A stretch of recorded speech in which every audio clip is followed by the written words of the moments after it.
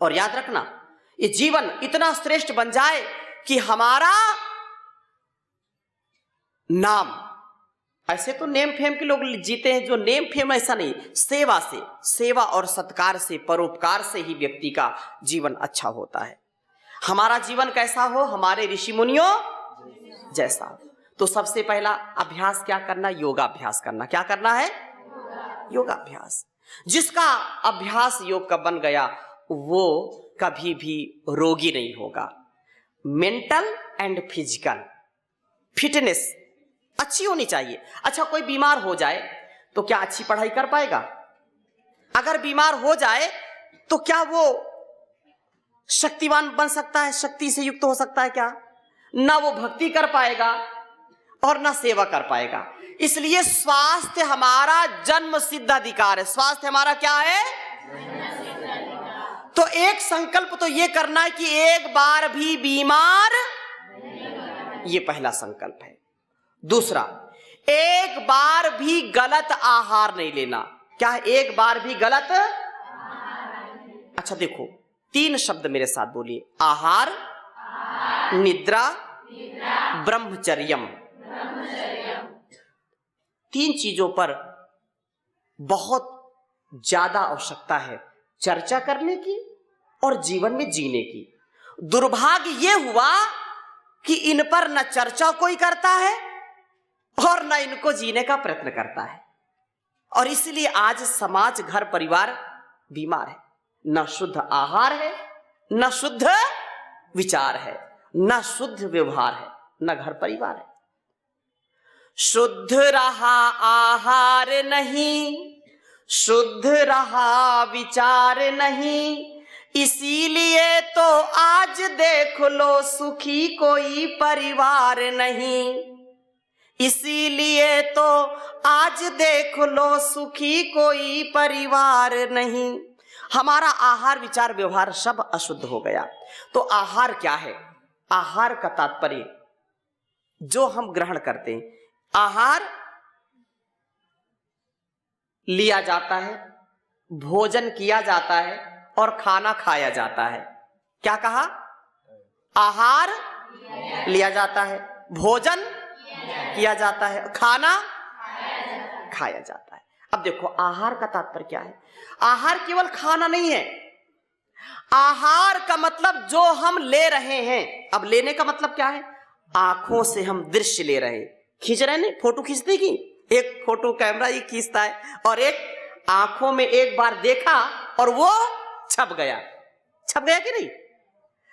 आंखों से हम रूप, अर्थात ये जो भी दर्शन कर रहे हैं ना, वस्तु के रूप में, व्यक्ति के रूप में, स्थान के रूप में, सब चित्र लेते हैं, दृश्य देखते हैं।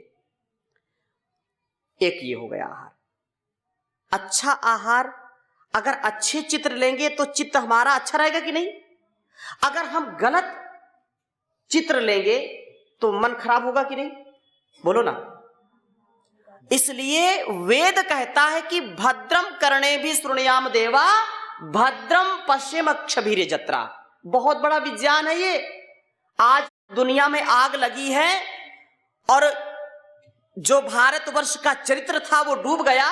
उसके पीछे ये कारण है, हमारा देखना, हमारा सुनना गड़बड़ हो गया। हम देखते हैं तो गलत देखते हैं, सुनते हैं तो गलत सुनते हैं। अच्छा, हम किसी की चुगली हो, किसी की जो है ना कोई बुराई करे तो बड़ा अच्छा लगता है। अच्छा, फिर क्या हुआ? अच्छा ऐसा, फिर क्या हुआ? अच्छा, उसने मेरे लिए क्या बोला? ये जो पाप है, ये क्या है? ये ना किसी की बुराई करना, ना किसी की बुराई, ना गलत देखना, ना गलत सुनना। ये आहार है। कान का आहार है शब्द, आंखों का आहार है रूप, और नासिका का आहार है गंध, और रसना का आहार है खाना। तो हम आहार पर नियंत्रण रखें। ये सप्तऋषि हैं। क्या है ये? अगर इन 7 का तुम कंट्रोल कर लोगे तो सप्तऋषि बन जाओगे। क्या बन जाओगे? 2 कान, 2 आंख, 2 नासिका, 1 मुख। 7 ऋषि हैं। 7 ऋषियों की साधना करो, एक बार भी गलत आहार न लीजिए। जैसा खाएंगे अन्न वैसा हो जाएगा मन, और जैसा पिएंगे पानी वैसी हो जाएगी वाणी। तो इसलिए अच्छा आहार करिए। इसलिए आहार, निद्रा, मैं इस पर ज्यादा चर्चा नहीं करूंगा, केवल संकेत कर रहा हूं। मनुष्य का जीवन सबसे बुद्धिमान जीवन है कि नहीं? बोलो ना, सबसे। लेकिन दुर्भाग्य ये है कि ये सबसे ज्यादा गड़बड़ करता है। सबसे ज्यादा बुद्धिमान और सबसे ज्यादा गड़बड़, पढ़े लिखे, मतलब अब उनको मूर्ख भी तो नहीं कह सकते, लेकिन ये है, खुराफाती है। अच्छा, शेर है, शेर को क्या पसंद है खाना? मांस खाता है। और बकरी को घास। भूख से तड़प तड़प करके बकरी मर जाएगी, लेकिन उसके सामने मांस के टुकड़े काट करके डालो, कभी खाएगी नहीं। और मनुष्य सब हजम है, सब हजम, मतलब नभचर, जलचर, थलचर कुछ भी बचा नहीं। मतलब यहां तक, अब चाइना की बात करिए तो आप मतलब सुन नहीं सकते कितनी स्थिति खराब है। सांप, बिच्छू, केकड़ा सब खा जाते हैं, मेढक वो कच्चे चबा जाते हैं। हाँ, कच्चे चबा जाते हैं। जैसे आप यहाँ हरी मिर्च खाते हैं ना, बीच बीच में उसे पूरा खा जाते हैं। जहरीले सांपों के अचार बनाते हैं। हाँ, आप सुन नहीं सकते, इतनी स्थिति खराब। तो ऐसे जो आहार लेगा उसका विचार कभी अच्छा होगा क्या? नहीं होगा। इसलिए आहार पर फेल हो गया मनुष्य। निद्रा की बात करते हैं, आहार नहीं ठीक हो तो बीमार तो होंगे ना। अच्छा, बीमार क्यों होते? पहले क्या होता था? पहले लोग कुपोषण के शिकार होते थे, होते कि नहीं? जब लक्ष्मण भाई का विवाह हुआ तो 3, मैं 5 मान लेता हूं, 5 आइटम खाने के बने होंगे, ठीक है ना? अब 500 आइटम ना बने तो बेकार है कि नहीं माता जी? और इतना उसका दुरुपयोग है कि कुछ जो है विचार नहीं करते कि विरुद्ध आहार क्या है। और सब दही बड़ा भी खा रहे हैं, दूध भी मलाई वाला पी रहे हैं, और रबड़ी भी खा रहे हैं, पनीर भी खा रहे हैं, सब खा रहे हैं।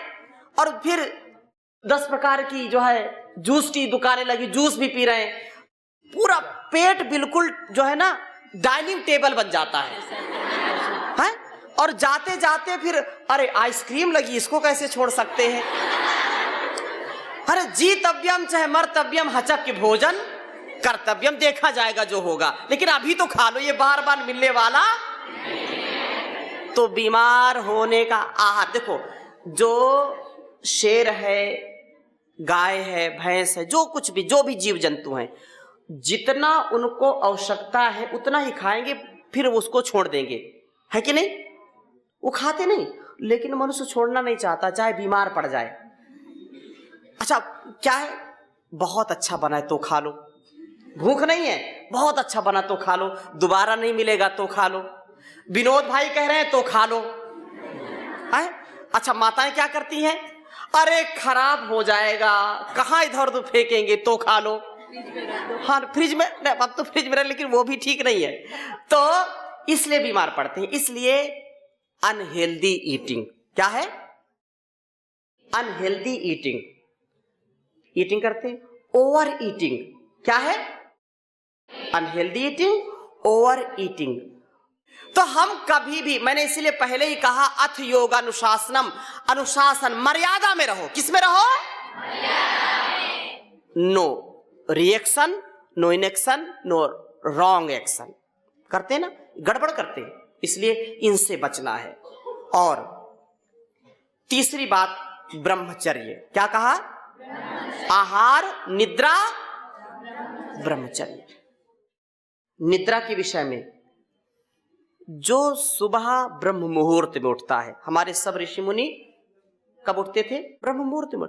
आज भी गांवों में लोग 4 बजे 5 बजे उठ जाते हैं।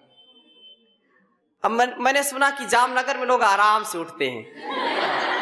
हाँ, ऐसा है क्या? हाँ, ऐसा है। हाँ? बच्चे मन के सच्चे। हाँ, बच्चे मन के सच्चे। तो हाँ, सही बात बताते हैं ना।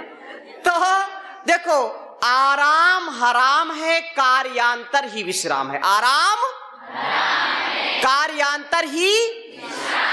अब देखो, जीवन बड़ा महनीय है। हमारे आदरणीय नट्टू भाई जो बहुत सैकड़ों कथा कर चुके हैं, और मैं आपको सच्ची बात बताता हूं, हमारा जीवन लगभग वेदों के अनुसार 100 वर्ष का है। कितने वर्ष का? 100 वर्ष। लेकिन खान पान अच्छा नहीं, दिनचर्या अच्छी नहीं है, न शुद्ध आहार है, न शुद्ध विचार है, न दिनचर्या है, तो लोग 60 साल 70 साल, ज्यादा से ज्यादा 80 साल, कोई 100 साल जी जाए तो बहुत अच्छी बात है। यद्यपि जीने वाले, अभी मैं पूरा देश घूमता हूं, अभी राजस्थान गया तो वहां 107 साल के, 107 साल के बड़े, 7 फीट से भी ज्यादा उनका लंबा शरीर होगा।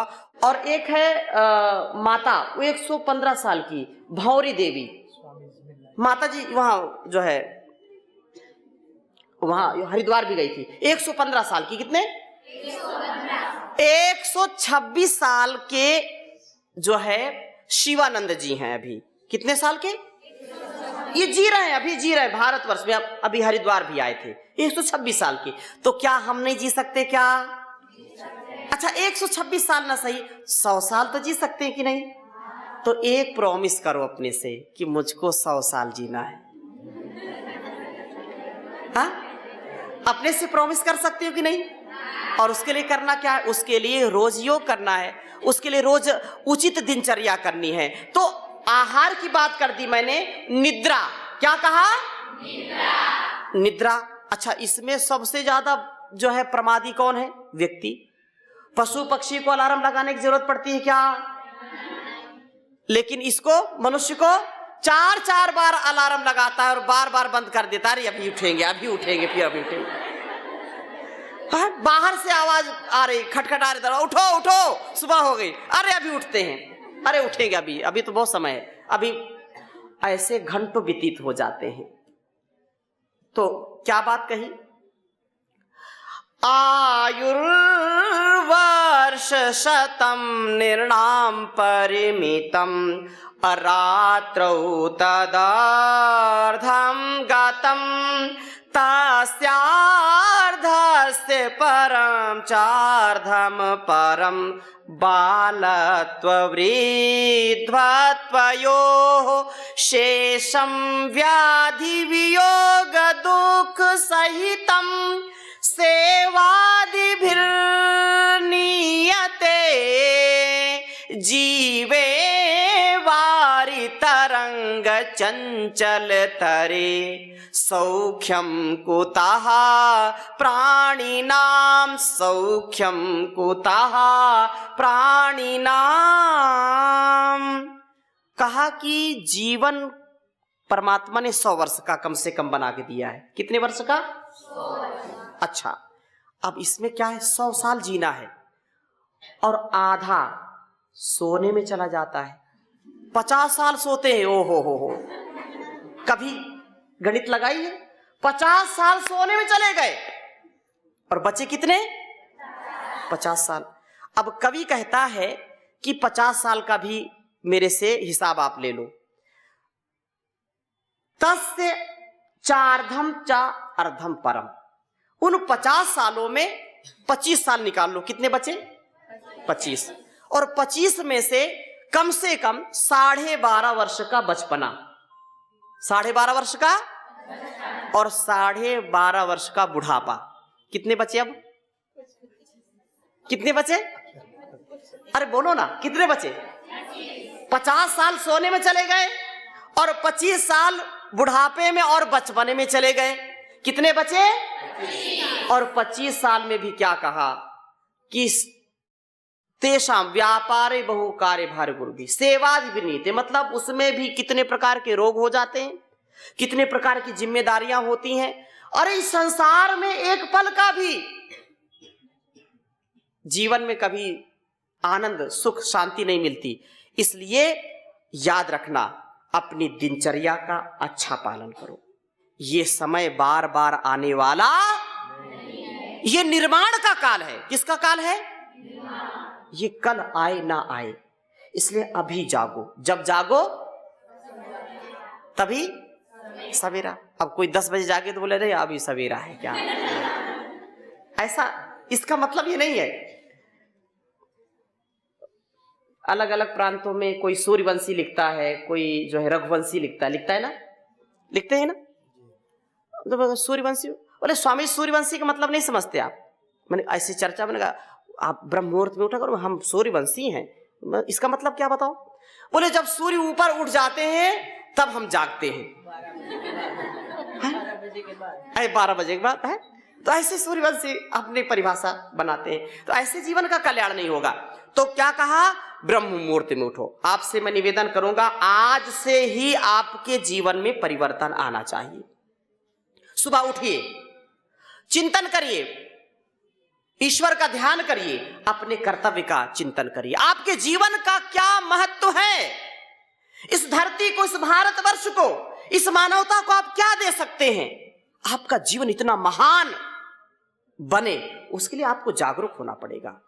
यो जागारः तम ऋचः कामयन्ते, यो जागारः तम सामानयन्ति, उत्तिष्ठत जाग्रत प्राप्य वरान निबोधत, क्षुरस्य धारा निशिता दुरत्या, दुर्गम पथस्तद कवयो वदन्ति। उठो, जागो और अपने लक्ष्य की ओर आगे बढ़ो, तब आपको लक्ष्य मिलेगा, तब जीवन हमारा सार्थक बनेगा। इसलिए ये जागना और जगाना है, सुबह सोना नहीं है। अब फिर क्या करना, योगाभ्यास करना। क्या करना है, अब 2-4 योगाभ्यास तो मैं क्योंकि आया हूं तो योग तो बता के जाऊंगा ना। दोनों हाथ ऐसे करिए, सीधा बैठिए, बिल्कुल दोनों हाथों को ये ऐसे किया, ऐसे एक बार करिए, ऐसे इस अंगूठे से मिला लिया तो ये ज्ञान मुद्रा है। क्या है ये, ज्ञान मुद्रा या ध्यान मुद्रा। क्या है ये, ध्यान मुद्रा। अब इसको यदि हम ऐसे दबा लेंगे, अंगूठे के नीचे दबाएंगे तो ये वायु मुद्रा हो जाएगी। क्या हो जाएगी, वायु मुद्रा हो जाएगी।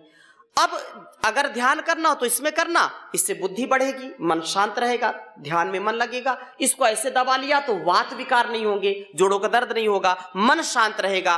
तो ऐसे रखा घुटने पर और कमर गर्दन सीधी, गहरे श्वास भरिए, श्वासों को छोड़िए, भरिए, इनहेल एक्सहेल, डीप ब्रीदिंग। पूरा सीना 1.5 से 2 इंच सामने उभर के आएगा। ये है भस्त्रिका प्राणायाम। क्या है ये, फिर से बोलिए, भस्त्रिका प्राणायाम। इसको कम से कम 3 से 5 मिनट करना। कितना करना है, 3 से 5 मिनट। इससे फेफड़े हमारे स्ट्रांग होंगे। दूसरा प्राणायाम कपालभाति। अभी श्वासों को भर रहे थे, छोड़ रहे थे, अब कपालभाति, पेट पीछे, श्वास बाहर, नाभि से पेट पीछे, श्वास बाहर। अभी तो खा पी करके आए होंगे ना, हाँ, तो ज्यादा नहीं करना, नहीं तो बाहर आ जाएगा। तो कपालभाति, ये सब खाली पेट करना है। और कपालभाति में नाभि से पेट पीछे, श्वास बाहर। इससे क्या होगा, जो भस्त्रिका है वो हमारे रिस्पिरेटिव सिस्टम को कंप्लीट करता है, बैलेंस में रखता है, उसको स्वस्थ रखता है, हमारे श्वसन तंत्र को। कपालभाति पाचन तंत्र को अच्छा रखता है, डाइजेस्टिव सिस्टम को। कपालभाति करने से क्या होगा, डाइजेस्टिव सिस्टम अच्छा रहेगा, नहीं तो कब्ज, गैस, अपच, खट्टी डकार और इससे लीवर, किडनी, आंतों की समस्या। छोटे छोटे बच्चों को टाइप 1 डायबिटीज हो जाती है, छोटे छोटे बच्चों को लीवर सिरोसिस, फैटी लीवर, उनको colitis, chronic colitis, ulcerative colitis, ulcer जैसी, कैंसर जैसी समस्याएं हो जाती हैं। तो वो नहीं होंगी यदि रोज कपालभाति करेंगे, शरीर में कहीं गांठें नहीं होंगी। तो ये बहुत उत्तम उपाय है कपालभाति। ठीक है, कितना करना है, कम से कम इसको 5 से 10 मिनट। कितना करना है, 5 से 10 मिनट। क्या नाम इसका, कपालभाति करने से चेहरे पर सुंदरता आएगी। हाँ, नहीं, बहनें तो ईश्वर की कृति है, वो तो उनको स्वरूप मिलता ही मिलता है, लेकिन इससे चेहरे पर चमक आती। फेयर एंड लवली लगाने से चमक नहीं आती। हाँ, कुछ तो दिन भर लीपापोती करते रहते हैं। हाँ, धूप में जाने की अलग क्रीम है, घर में रहने की अलग क्रीम है, दिन भर फाउंडेशन अलग लगाएंगे। तो natural beauty with divine duty, so every day do yoga, do kapalbhati and achieve divine beauty. क्या कहा? डिवाइन ब्यूटी मतलब अंदर से दिव्य सुंदरता, सौंदर्य, ये कपालभाति। दूसरी बात, दाएं हाथ को उठाइए, ऐसे रखना वायु मुद्रा में, अंगूठे से दाहिनी ओर दबाइए, अंगूठे से नासिका को दबाइए, बाएं से भरिए और दाएं से छोड़िए, फिर दाएं से भरिए, बाएं से छोड़िए। आंख बंद करिए, 2-3 बार ऐसे करिए धीरे धीरे। आपको स्वयं कितना रिलैक्स, कितना आपको मन आपका शांत होगा। इससे माइग्रेन नहीं होगा, इससे सिर दर्द नहीं होगा, इससे सर्दी जुकाम नहीं होगी, इससे हार्ट की समस्या, लंग्स की समस्या नहीं होगी, इससे 72 करोड़ 72 लाख 10,201 नस नाड़ी परिशुद्ध हो जाती हैं। कितने? 72 करोड़ 72 लाख 10,201। तो ये बहुत ही महत्वपूर्ण है और इससे मन शांत रहेगा। तो अनुलोम विलोम भी 10 मिनट जरूर करना है, ठीक है ना। और मन को और शांत करने के लिए नस नाड़ियों में बिल्कुल मन की तरंग और एकाग्रता हो, उसके लिए 2 प्राणायाम और करेंगे, भ्रामरी और उद्गीत। क्या नाम है? भ्रामरी उद्गीत। भ्रामरी उद्गीत क्या नाम है? हाँ, तो ऐसे 3 अंगुलियों को आंखों पर रखेंगे, ऐसे ज्यादा दबाना नहीं, थोड़ा सा रखना। हाँ, और एक ये बीच की अंगुली को यहाँ माथे पर रखा, ऐसे किया, अंगूठे से कान को ऐसे बंद कर दिया और मुख को बंद करके भ्रामरी प्राणायाम में तो भौरे की तरीके ऐसे गुनगुनाना है, ठीक है ना। पहले देख लो बेटा, ऐसे गुनगुनाएंगे 3 बार और फिर आंखें बंद रहेंगी, ऐसे हाथों को ध्यान मुद्रा में ऐसे रखना, 3 बार ओंकार का उच्चारण करना, उद्गीत प्राणायाम, फिर मेडिटेशन ध्यान ऐसे। तो आइए 3 बार करते हैं भ्रामरी।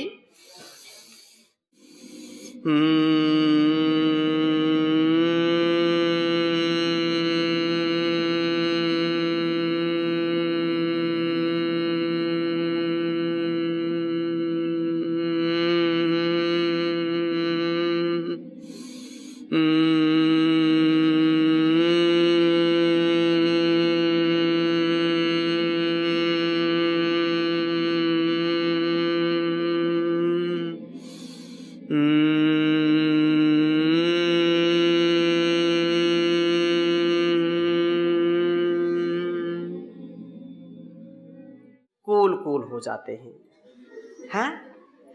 प्रतिकूल परिस्थिति में भी ठंडा ठंडा कूल है। हाँ, अनुकूल हो प्रतिकूल हो, हर परिस्थिति में अपने आप को सदा हंसते मुस्कुराते रहें।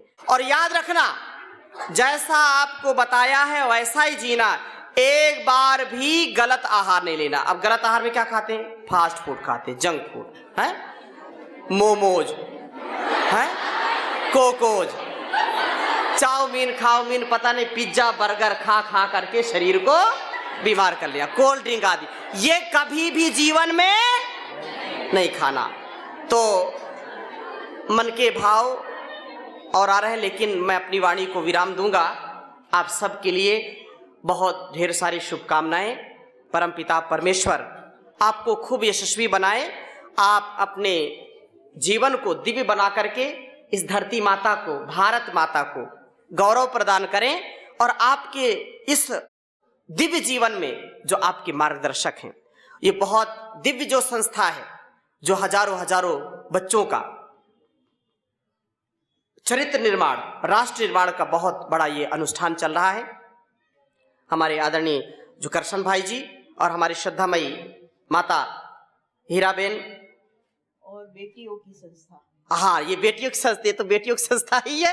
तो हाँ, तो ये वास्तव में बेटी जो होती है वो उसको कन्या कहते हैं। क्या कहते हैं?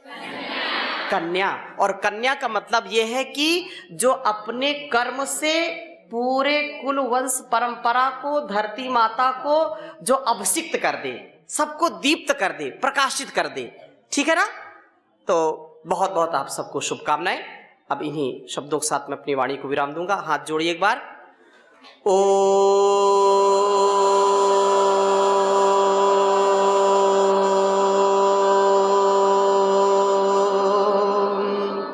सर्वे भवन्तु सुखिनः, सर्वे सन्तु निरामयाः, सर्वे भद्राणि पश्यन्तु, मा कश्चित् दुःखभाग् भवेत्।